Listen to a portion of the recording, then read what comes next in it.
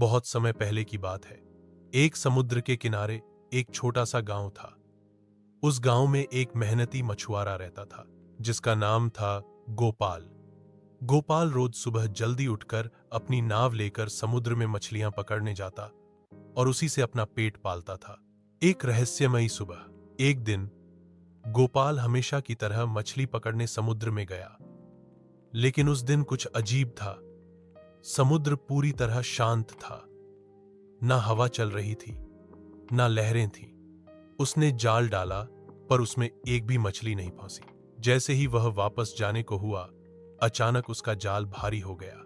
गोपाल ने बड़ी मुश्किल से उसे खींचा और जाल के अंदर से निकला एक नीला दानव। दानव बहुत बड़ा था। उसकी आंखें चमक रही थीं और उसका शरीर नीले धुएं से घिरा हुआ था। नीला दानव बोला, धन्यवाद मछुआरे, तुमने मुझे 100 सालों की कैद से आजाद किया है।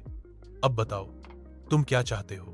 गोपाल पहले तो डर गया, लेकिन फिर बोला, मैं तो बस अपनी रोजी रोटी कमाने आया था।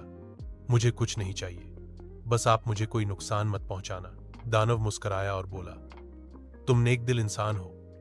मैं तुम्हें 3 वरदान देता हूं, सोच समझ कर मांगना।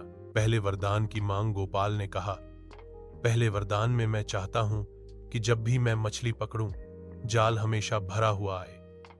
दानव ने कहा, तथास्तु। दूसरा वरदान गोपाल ने फिर कहा, दूसरा वरदान ये कि मेरे परिवार को कभी भूखा न रहना पड़े। दानव बोला, तथास्तु। तीसरा वरदान। अब तीसरे वरदान की बारी थी। गोपाल सोच में पड़ गया। तभी उसे ध्यान आया कि ज्यादा लालच अक्सर नुकसान करता है। इसलिए उसने कहा, मेरा तीसरा वरदान यह हो कि मैं हमेशा संतोषी और खुश रहूं, चाहे मेरे पास जो भी हो। दानव चकित हुआ और फिर जोर से हंसते हुए बोला, तू सचमुच एक बुद्धिमान व्यक्ति है। मैं खुश हूं कि मुझे आजादी तूने दी।